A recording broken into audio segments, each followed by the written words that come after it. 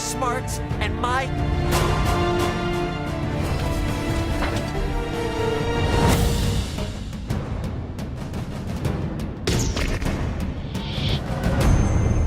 He told me enough.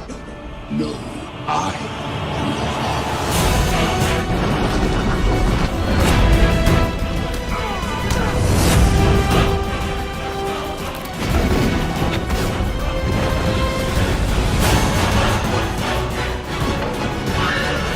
Here's Chuck.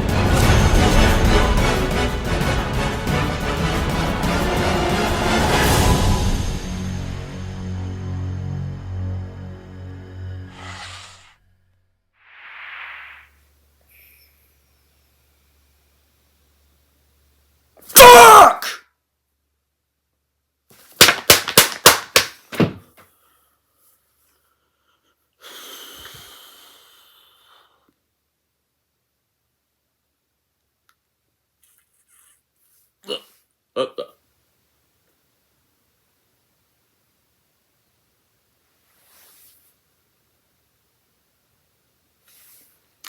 Yeah.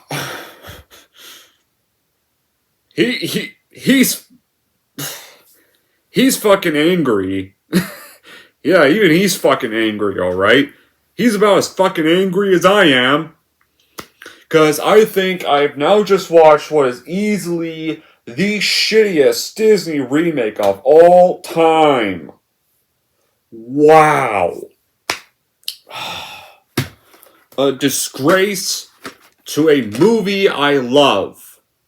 My number one favorite Disney movie of all time. This helped get me through a lot of difficult moments of my childhood. A film that really got me through some difficult times. Was often like my kind of comfort zone. Bob Iger decides, hey, you know what? I'm so rich and I'm gonna go do a live action remake because the Jungle Book made so much money thanks to Jon Favreau actually doing a great job at it. Hey, Jon Favreau, you can come back and do my Lion King remake, except you don't get to do anything you want to do. You have to do what we tell you to do. And we're only bringing you back because we want money and we want James Earl Jones to come back, even though he probably doesn't sound like he wants to be in it this time, because we know if we bring James Earl Jones back and we have you directed Jon Favreau, guess what? We're gonna make lots of money because we know people that love the original will immediately rush to the theater to go see it with those names attached. Yeah. So you get this.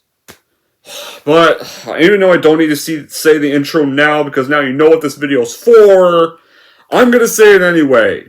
It's Don G. Corleone here, and I'm here with a brand new epic rant. This epic rant is gonna be for the 2019 remake. And yeah, it's all red posters already beside me. Now, yeah, this is gonna be the poster you're seeing. Just Mufasa staring pissed off at the Lion King 2019 poster, literally about to give it a challenge. Like he tried to ask Scars that challenge. He's asking that to the remake because after all the horrifying shit he watched. What's the plot? Well, it's the same plot as the original because it's a remake. A lion cub named Simba is born. He has the pride and joy of his parents, King Mufasa and Queen Sarabi. Mufasa prepares Simba to be the next king of the jungle, but Simba believes in his envious uncle Scar who wants to kill Mufasa and Simba to become the next. And Simba, both Mufasa and Simba, to become the next king. So he lures Simba and his friend Nala to this forbidden place, and they're attacked by hyenas. They get rescued by Mufasa. Scar plots another scheme and kill both of them again. And so the cub escapes alive from the stampede though, but Mufasa is successfully killed. Scar frames him for it, so he leaves the kingdom there, and Scar becomes the king, and he ruins the Pride Lands. But then later, Simba grows up in a distant land with two comic reliefs, and this time they're not funny like they are in the original, they're fucking annoying. And you immediately want to shoot them with a shotgun. Go hunting in Africa and shoot them with a shotgun as soon as you meet them. Then later, Nala meets Simba and tells him that the kingdom has become this creepy wasteland. So, yeah, we know Simba goes back and saves the day. That's the whole story. The end. Don't need to rant on this. But I'm gonna anyway. So guess what? You want to know how this was made? Well, guess what? Yeah, the Jungle Book made money. So Disney wanted to do a remake of this. And I think it's decided that Jon Favreau was going to come back. And he was inspired by roles of characters in the Broadway adaptation, and he developed elements of the original film's story here. But it seems like Disney just didn't want to do his version of things, clearly. And you can tell Jon Favreau was forced to come direct this. I don't blame Jon Favreau for this movie. You could tell Bob Iger and Disney clearly made him come back to do this just so they could have that Jungle Book moolah again. Much of the main cast they signed on in early 2017, and then filming pretty much began in mid-2017. And when I say main cast, I mean different actors this time, except for James Earl Jones. And then the reality tools that were utilized in Jungle Book's cinematography were used to a greater degree during the filming of The Lion King. Yeah, sure they were. Sure they were, because this feels so lifeless. The Jungle Book had more life put into it than this. Yeah, and Hans Zimmer, Elton John, Tim Rice even returned to compose a score. And of course, they decided that we're going to get rid of Be Prepared, we'll make a shitty version of it, and we'll have Beyonce do a song instead, a song called Spirit that has nothing to do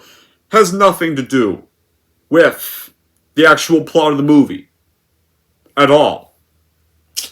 And it's one of the most expensive films ever made, and it's the most expensive Disney live-action remake.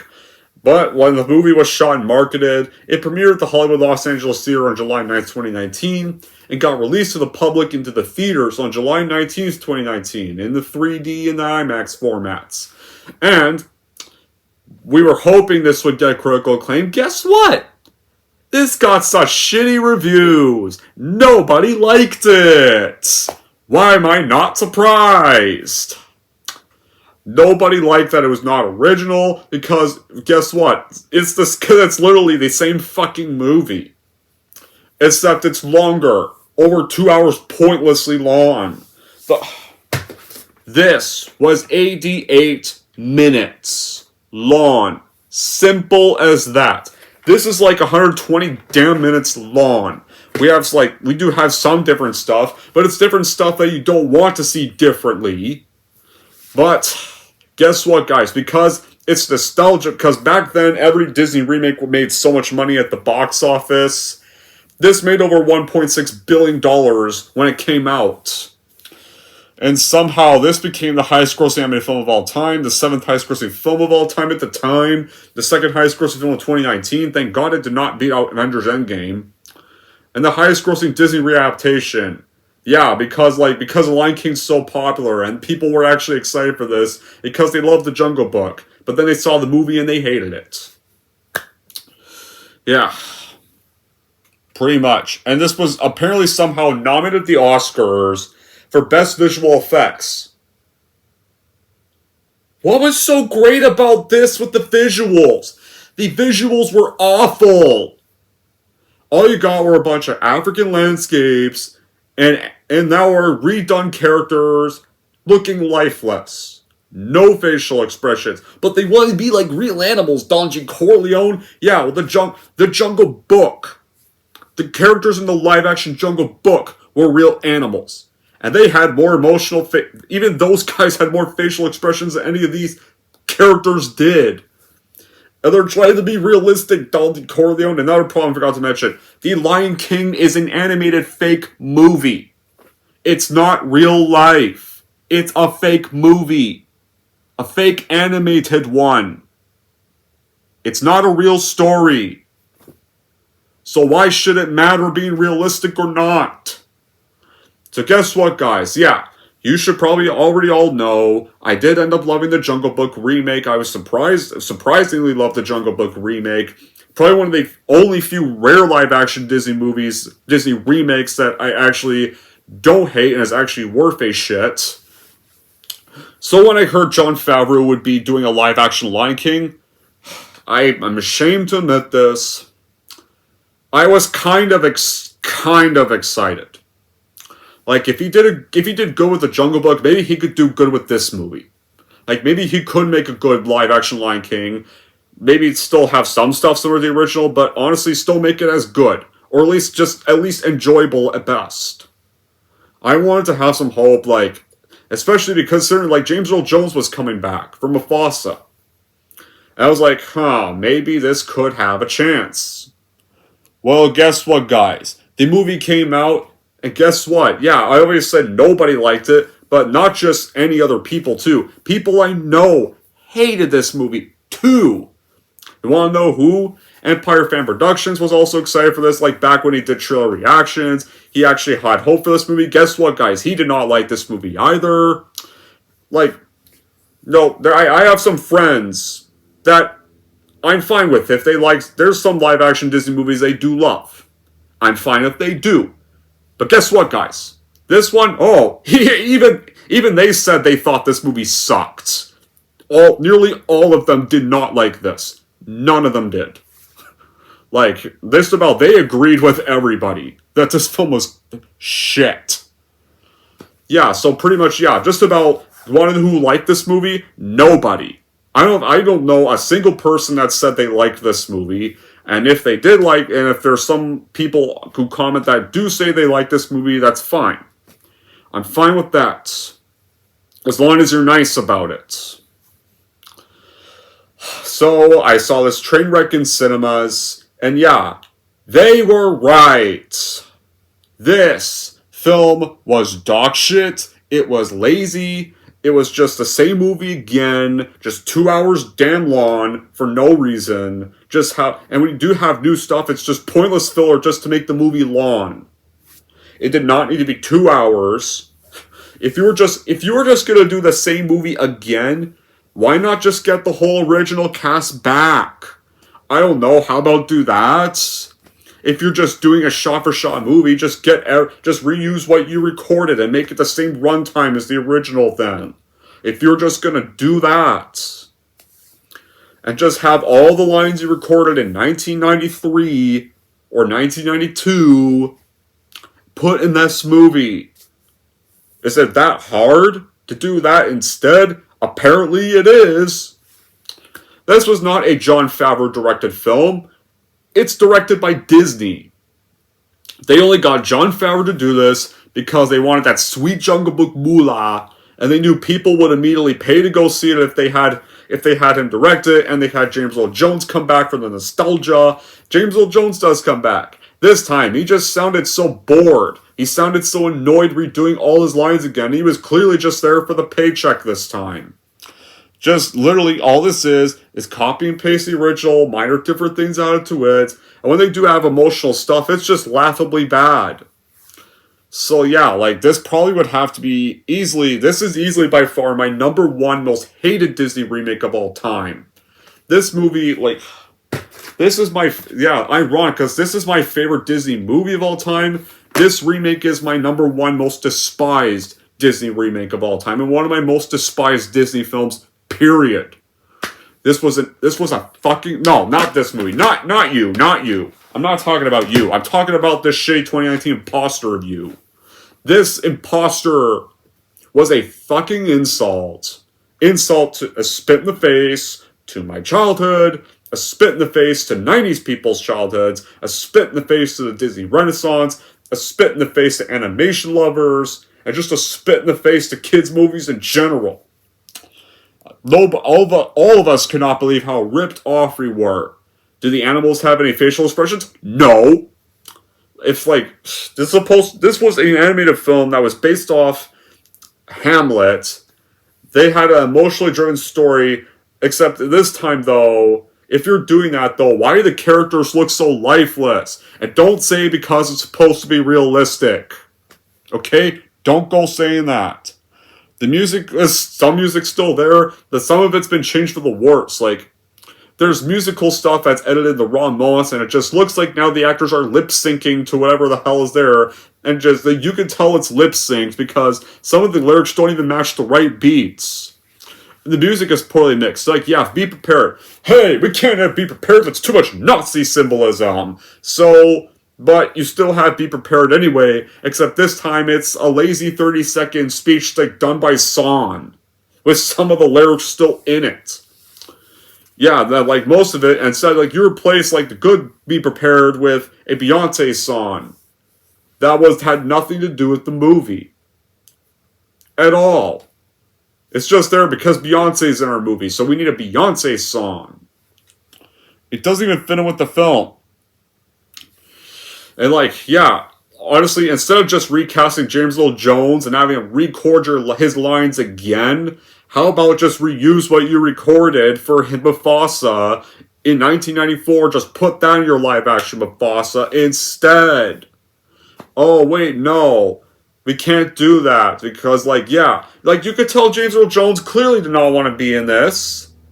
This performance in this showed.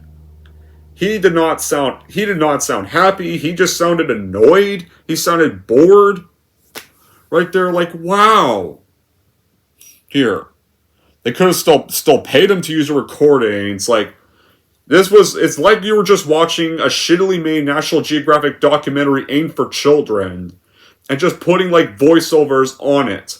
Kind of like that Walking with Dinosaurs 3D movie. Yeah, the shitty one for 2013. That one. Kind of like that.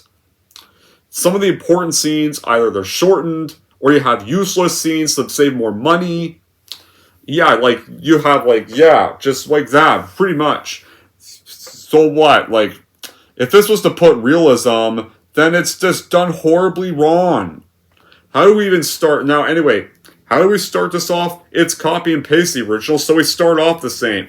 We have Circle of Life song, you have the Nas, Event Yas chorus right, but then you have, our new singer for Circle of Life sucks. She doesn't even sound anything like the original singer at all. Doesn't even have the great voice of the original singer at all.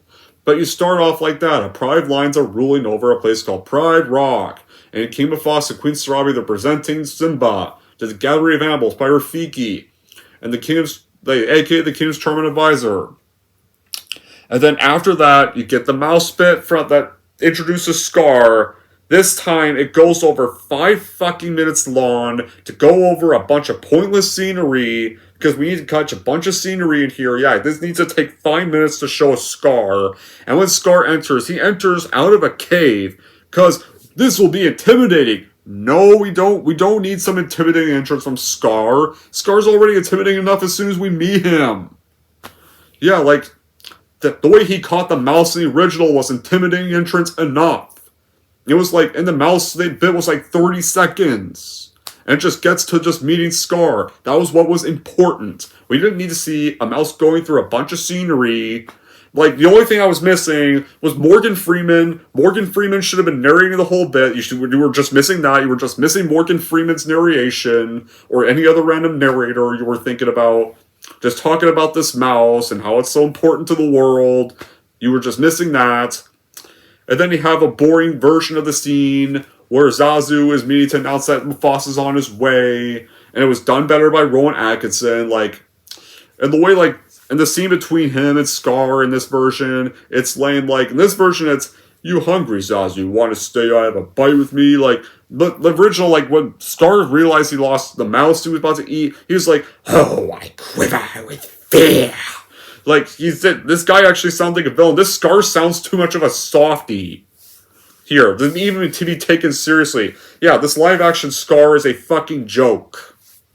Right there. And, yeah, he then is about to eat Zazu, and almost does, but then Mufasa showed up and was like, "Scar, drop it. Impeccable timing, Your Majesty," and then spat him out. And when they were talking about, Simba about to be king, remember how the original Scar's "I was first in line till the hairball was born. That hairball is my son, and your future king." This one, though, Scar's "Until the prince was born." But yeah, and this one, in the original, Mufasa defended his son from Scar's insults. This one, though, Scar doesn't even give an insult. And literally, Mufasa doesn't even try defending his own son instead. Instead, it gets to the "Don't turn your back on me," Scar, and it's lazy developed. The "Is that a challenge" line is lazy developed. Unlike the original where it sounded "Is that a challenge?" Mufasa sounded angry when he said that. This one, he just sounds too calm. Right there. Yeah, this is already lazy. And then we get the bit where he's showing Simba the Pride Lands, explains the responsibility of kingship and Circle of Life, it connects all living things, and so, then you get the pouncing lesson, but this time it seems like Mufasa's willing to let Simba kill Zazu, when Zazu's just trying to announce his little morning report. No, they don't have the morning report song, thank God they don't. That's the one thing I didn't, because that's one of the reasons I don't like the special edition version, because I don't like that fucking song. Here, like, it seems like he's willing to let Simba torture Zazu here. Like, in the original, it seemed like he was actually going to give his son a pouncing lesson. But here, like, want to have some fun, Simba? Like, yeah, then of course, Zazu finds out through the sky that the hyenas are in the Pride Lands. And so, Mufasa chases after them, and then, of course, then we get, like, and then after that, but yeah, you pretty much know how this movie's going to go. It's just literally, it's already how the original movie starts. It's just the script teeters between identical, leaving some of the best bits out, add some nonsense that wasn't even needed. This is not what I wanted when I said there should have been more bits in the original. This is not what I meant. It's like, here, if you were going to do this, either just change the story a little bit, or if you can't do that, and how about just fucking leave it alone? And don't fuck with this movie. How about them apples? And the voice actors in this one, other than like John Oliver and John Candy, everyone else was either bland or just awful with these characters, with how they voiced these characters. They lacked the emotional bit, the emotional engagement of the original cast. The animals lacking real emotion is also a problem with that. Like there. Like right here, like if this is a fancy kids film, why do they have to be realistic? The dialogue is weak. Like there's lines like lions attack. Like some of this is like, this is just unintentionally hilariously laughable. How are you supposed to take this dialogue seriously? The music in this falls flat. Like the new Circle of Life singer is not even that, doesn't even match the original voice of Carmen Twilly. Or I just can't wait to be kidding. This version was lame and boring. The Hakuna Matata bit was not even a funny song this time around like it was in the original film. Yeah, and then like Donald Glover then sings, when Donald Glover sings, like you just want Donald Glover to stop singing, please. This one, you just want Simba to just please stop. Because like this one, Simba's a horrible singer. Wow. Then the Beyonce singer was pointless. It's because they needed a Beyonce song. Like, and you have like you have a lot of like, Can You Feel the Love Tonight? It's just not late. It's not even that great this time. Like, and then you have like, and the hula song's gone. Instead, it's replaced with some Be Our Guest attempt from Timon and Pumbaa this time, and that's not funny at all. So anyway, after another boring scene with Simba and Scar, which the bit where he pretty much fools them into going to an elephant graveyard, Simba and his best friend Nala go to an elephant graveyard. Of course, that happens in the original movie.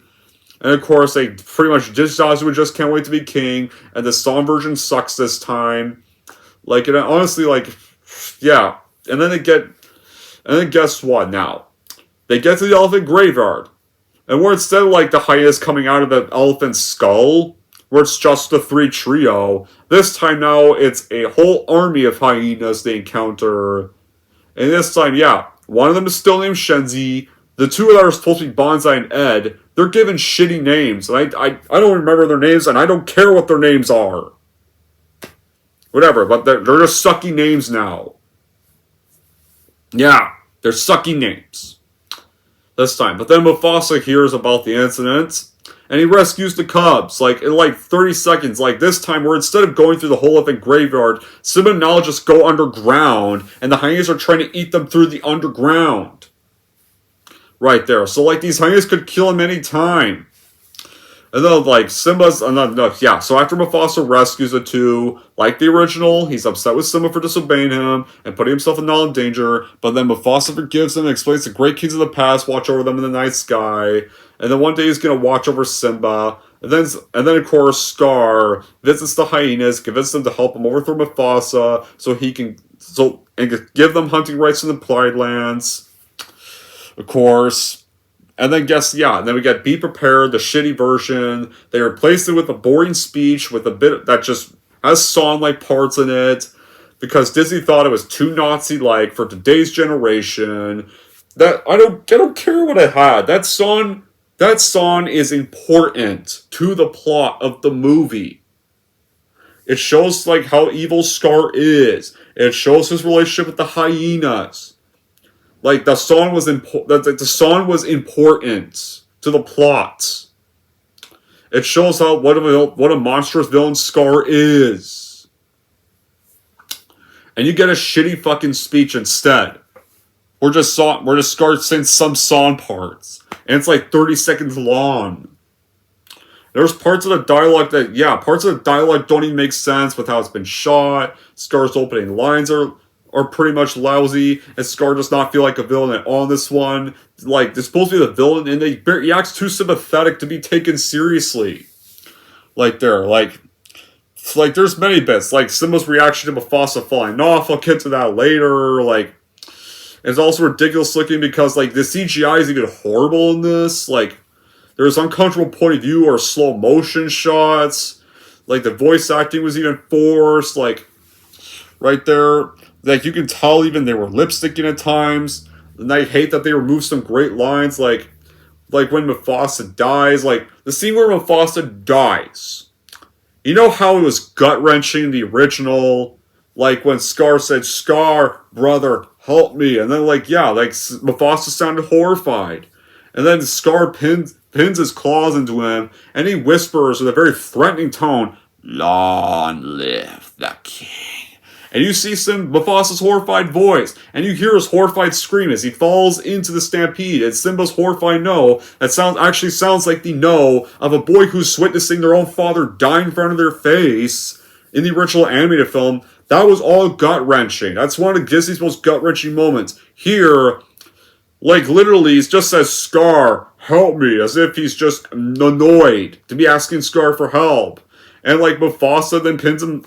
Scar also gets his claws in him, and he just says, Long live the king! And bitch slaps him off the cliff. And then, I kid you not, Simba's no sounds like this. No! Like, wow! Talk about hilariously bad acting. Like, this no just sounds like a kid who got his toy taken away, lost Fortnite, or lost his Xbox, or broke his phone, or broke a favorite toy of his. This does not sound like a horrified no. You know, when Simba approaches his father's body in ritual, he asked him multiple times to get up, and then he was like, help! Somebody! Anybody! Help! And like, yeah, that is heartbreaking. In the original, that was heartbreaking. Here, he just tells him to wake up once and screams, help! Somebody help! And it just sounds like forced crying. Yeah, before curling up with his father. Yeah, and like, there was like, yeah, and it does not feel sad because they want realism. So it's not sad. And like, yeah, like, pretty much, yeah. So that's how the whole scene goes. Like, pretty much one of Disney's most depressing moments. It's just rushed because they want to get the movie done so they can make the money. Right there. So yeah, it goes like the original. The wildebeest stampede happens. Like, how like Scar removes Zazu. You know how in the original, when he pretty much smacked Zazu before he could go get help? Here, he says, I'll go help them. You go get the prize. So, in a way, you almost stupidly send Zazu to go back to Pride Rock and expose yourself? Like, here's the thing. Scar made sure there were no witnesses in the original film because he whacked Zazu and knocked him out to avoid any witnesses to his crime. Any. He made sure there were 0 witnesses to his plan. Right there. That's actually smart. Here, like, Scar's Zazu are both fucking stupid. But I'll get more to that later. So yeah, after, like, Mufasa dies, he tricks him into thinking that Mufasa's death was his fault. And he died. Like, this one, though, Scar sounds too remorseful. It sounds like he actually just loves Mufasa. Here, in the original, he actually looked like he sounded angry. Right there. When he was lying to Simba, he looked like he sounded mad. This one, he sounds too remorseful. You're not supposed to feel bad for Scar. You're supposed to hate him. Then he orders the hyenas to kill him. Simba escapes. And this time, like, he just hides on a cliff. And, like, these 2 hyenas, like, we'll just make it look like we ate him. We'll tell Shenzi we ate him. Instead of, like, if you ever come back, we'll kill ya this time. Yeah, like, Like I said before, this Scar and Zazu are fucking idiots. Scar saying Zazu back to get help. Like, Zazu then could have just exposed what really happened. And, like, yeah, he's not even imprisoned by Scar all in this version, so he could have just tried to go find Simba, and could have just, oh, I don't know, tried to reveal what he, like just try to reveal everything. Like, he could have exposed Scar this whole time, and he chose not to? Wow. Like, wow. Talk about stupid. Stupid writing. Stupid animating. Stupid producing. Stupid characterization. And Scar would have just left himself a witness because of how shitty developed his plan is in this version. Yeah, like Scar, who's one of Disney's best villains, he's a fucking disappointment in this film. All of his lines sound forced. He doesn't even sound too evil that much. Yeah, his Long Live the King line was such a letdown. No chilling, no menacing tone. His Be Prepared also sucked. And right here, like, and now, oh man. The comic relief characters, who I'm about to mention soon. You know how Timon and Pumbaa were actually funny? They were actually funny in the original movie, one of Disney's best comic reliefs. Here, like, this time, like, no, like, I'll mention them later. Like, they just rely 100% on their voice to get a response. This one, they relied on energy. Right there. Yeah, almost just like, everyone in this movie just did poorly on there. These new voice actors did poorly. Yeah, I like Beyonce's music. Not so much actress-wise, but God, this would probably have to be her worst performance yet. Easily worst casting choice for Nala by far. At all. Like, she's also sounded lifeless. There doesn't really have the energy of Mariah Kelly at all. Here, like, and her lines just come off as unintentionally hilarious, and just sounds like she's some gangster punk who came out of the streets, came out of a drug raid, or came out of a bar fight with her hood, and her hood over her head, came out of the hood, or just got released from prison. It just sounds all gangster. Donald Glover as Simba, also a very shitty job. Like, his Simba just comes off as an annoying, arrogant douchebag. Like, yeah, Simba starts off naive in the original, but the Simba in the original got character development. He barely gets much character development here, and when he seems like he's matured, it's not well developed at all.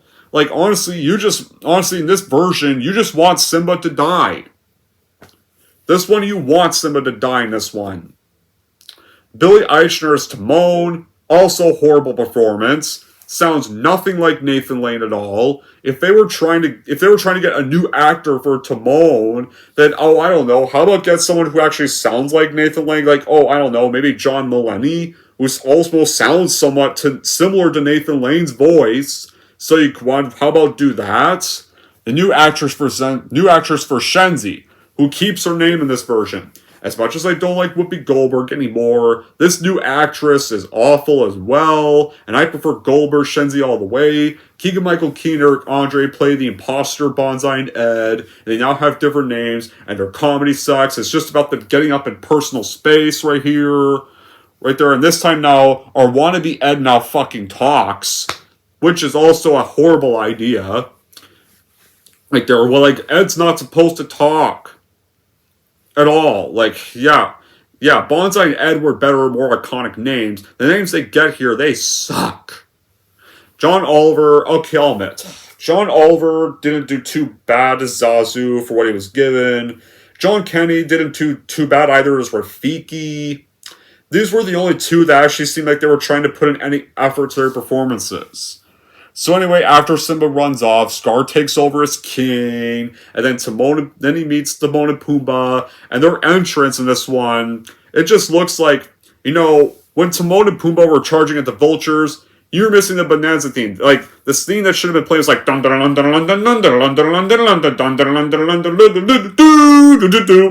it sounds like they're running like a freaking western. Like the only thing I was missing was the Bonanza theme when they were running and charging at the vultures.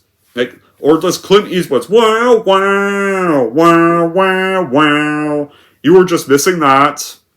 Right there. But then he feeds them, and then Simon grows up there with his new friends and these other animals this time. There's more animals this time. I did like that. There's at least more animals, because in the original, I didn't really buy Timon and Pumbaa being the only ones in that jungle living there. There'd probably be more animals, not just them. Like they're... Oh, and like the younger cast,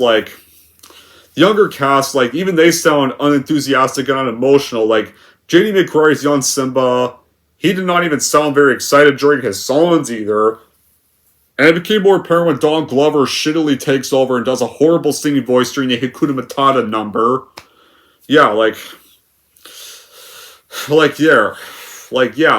they're in the scene where Timon and Pumbaa, they debate keeping Simba, we don't get the process of Timon dismissing what Pumbaa said, and then making fun of it before he agrees, and then takes the ideas of his own properly. Like, Pumbaa's like, my buddy Timon here says, you gotta put your pat behind you in your past in the original line, that was followed by Timon saying, no, amateur, sit down before you hurt yourself. That was missed out on, that was not there. They go straight to the real talk, like right there, most of that's the thing though, most of the great stuff in the original is gone.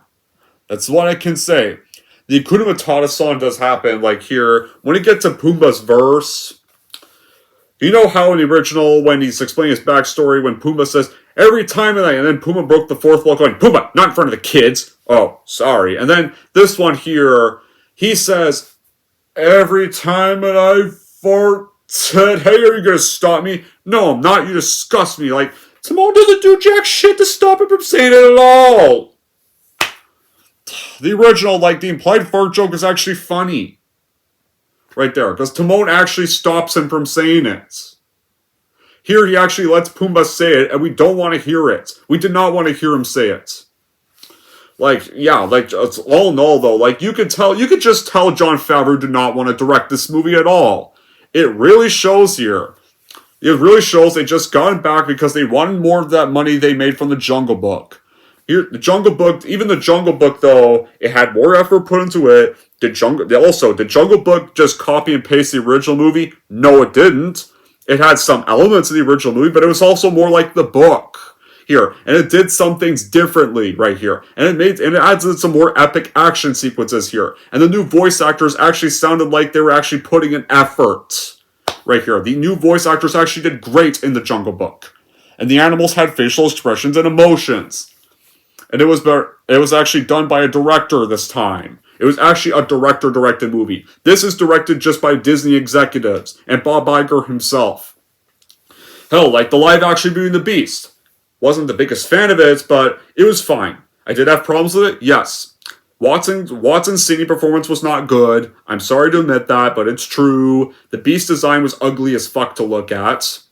The designs of the objects were also hideous, but hell, the voice actors for the objects did better job than the voice actors in this. Ewan McGregor did actually pretty good as Lumiere. Also Ian McKellen did pretty good as Cogsworth. It was actually nice to see Obi-Wan Kenobi and Gandalf playing two comic reliefs and actually playing in a movie together. It was nice to see that. Right there. And it added some new story elements. Aladdin, then of course, this wasn't the only Disney remake that came out in 2019. 2 months before this, we had the Aladdin remake that came out the same year, and that definitely sucked. I can admit that. There's some parts I guess were enjoyable, but I'm sorry. Everything else, no. And honestly, I thought Will Smith was a horrible genie. He's not. Sorry, Will, you're not Robin Williams. You're not. Especially because he can't get over when his awful fucking blue design, which you saw in the trailers, which was gross as fuck to look at. And whenever those parts in the Aladdin remake happened, I was like, no, get out of that design. Go back and stay the fuck in your kettle, or go back to your human form. Please! Right there. And this one, Disney, now back to this review though. Disney was Disney just wanted John back for this one, just so people would go see the movie. Right there. People of the Jungle Book would totally go see us if they saw his name attached. So, that's why. When you follow the original beat for beat, it just comes too similar to the point where you're not even trying anymore. It's because you have yet to see the really point of this. You should not be making this movie in the first place. Or not screwing with a classic. Yeah, and it brings us to this movie. Like, how much of this film is going to consist of CGI before you lose everything and call it live action remake? You might as well just call it an animated movie then. Right there. Like, so yeah. So then we met the bit where she meets Nala. It's also done like the original. And then you have Can You Feel the Love Tonight? Except you take out where they're in the lake, where they jump in the lake. You take that out. That's too cartoony for this. Right there. And then she urges him to return home, and they have that argument, and then she goes home, and then of course Simba encounters Rafiki, and he gets visited by Mufasa's spirit, and he realizes he ran from his past for too long, so Simba decides to go back to the Pride Lands, and this time it's not done with any effort this time. You want to know how they do it this time? This time around, instead of like the stick, which was actually really important, yeah, the stick was actually an important part when Rafiki walked him with the stick. Like, the whole pass line was very well done. Like, that was actually a great scene. The stick was important to the story. Rafiki doesn't even have a stick at all, and he decides to just run away. And he decides, like, instead of like Blair, he just roars in the sky and he runs off. Instead of saying, first, I'm gonna take your stick and throwing Rafiki's stick, and then he now says, I'm going back. That was epic. That was actually cheer-worthy. You were cheering for Simba in that bit, in the original movie. Here, because the Simba has bad character development, you basically don't even give an ass. In the bright, fun colors of the original film, they're gone. They're just replaced with nothing but tan, crispy, burnt sky. Like, yeah, like the reason why animation was created, some means should not be adopted in live action. When you have an all-animal cast as well, like, yeah, not just no emotional expressions. The animations here, they just look too realistic. Any of the emotional gripping points of the original, they're not recreated well there, or they're just gone. Yeah, like, you're like, the reason people didn't love the original Lion King because it had lions, like anymore, they love Beauty and the Beast because it had a bunch of dancing candlesticks here. Like, what they loved about the Lion King was they loved and respected that Disney could tell human stories with characters that were not human, and use music and animation to channel the heart and soul of these characters and attach them to the audience. The lions were designed to have human features and express their emotions. The animation filled in the gaps so it was not physically possible. Here, though, like, no, we need to be realistic because we're a live-action remake. They're here, and we're gonna have no facial expressions. Why? Because we fucking suck at making animated movies. Like, nobody cared about the original that the lions didn't look like lions. Instead of making them, when you make them look like real lions, you're just taking away the emotional heart of the original movie. And now, guys, we get to the lazy version of this finale. So where Simba gets back with Nala, Timon, and Pumbaa, and this time Zazu's part of it.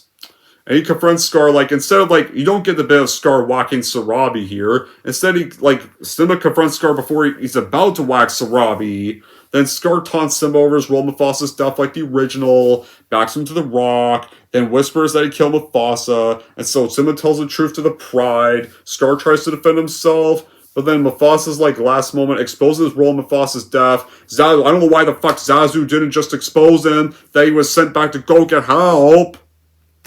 Zazu could have exposed his ass at any time. But no, he chose to be quiet like a dumbass. But then Timon, Pumbaa, Rafiki, Zazu, and Alliances, they battle the hyenas, and Scar tries to escape, and Simba corners him at the top of Pride Rock, and Scar begs for mercy like the original. He also blames his crimes on the hyenas. Simba spares him, orders him to leave the Pride Lands forever, but Scar attacks Simba, and throws him off the cliff after a brief fight. Then Scar survives and is killed by the hyenas, because they overheard him betraying them, and then Simba takes over the king of Pride Rock. Now, I'll admit, guys, when Scar's death happened, this was the only scene of the movie, the one bit where it actually feels like it's directed by Jon Favreau. Probably the one scene that actually Jon Favreau directed. And the majority of this whole Disney-directed film, it seems like where most of the time where Jon Favreau is probably snoring in the director's chair, like, can I just get my paycheck and go home now? Probably, like, during the scenes he had to direct for Disney. This version of Scar's death, unlike the original where he's just killed without getting to explain that he was trying to fool Simba, because he definitely was. This one, he actually gets to explain that he was trying to fool Simba, and does try to fight off the hyenas for a brief bit, unlike the original bit, so there's one difference they did right. One. But the Pride Lands are now restored to the state, and Rafiki presents Simba now as newborn cub, the assembled animals, and the circle of life continues. And, like, yeah, that's the end of the movie. Like, unlike the original where the cub is quiet, this time around, the cub goes, wow! And then the movie over, and it cuts to the title, and roll the credits, like, mama na ma na ma na ma na, a song that sounds like that in the credits. Like, when this scene happens in the original, you were happy and you were satisfied. These animals, like in the live-action one, you just want to go, fuck you, fuck you, fuck you, fuck you, fuck every one of you, and fuck this movie. Like, when this scene happens, like, unlike the original, where you actually are happy for these animals, and you're satisfied with the end of the story. But yeah, that's the end of this shitty remake.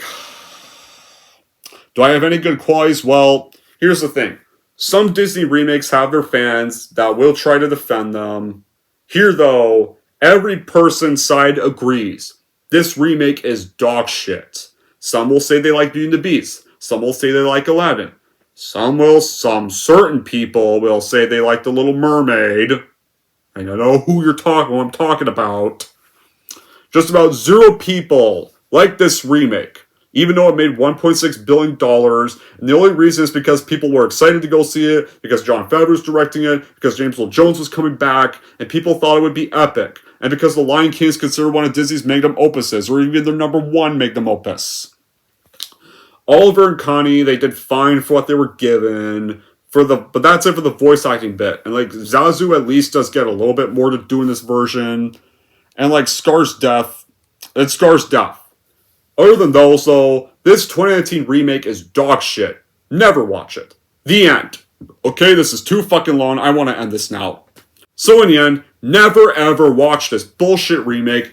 Just go and watch this instead, because that's an actually good version. This is just the same movie as that version. So just go watch the 1984 original, because chances are, if you've seen this movie, if you've seen the original, you've seen this movie. It's the original 1994 film. And it's actually good. Trust me, it's actually good. Unlike this dog shit movie. Anyways, guys, that's it for my epic rant on the 2018 remake. If we're going to rate the 2018 remake, here's how I'm going to rank this movie.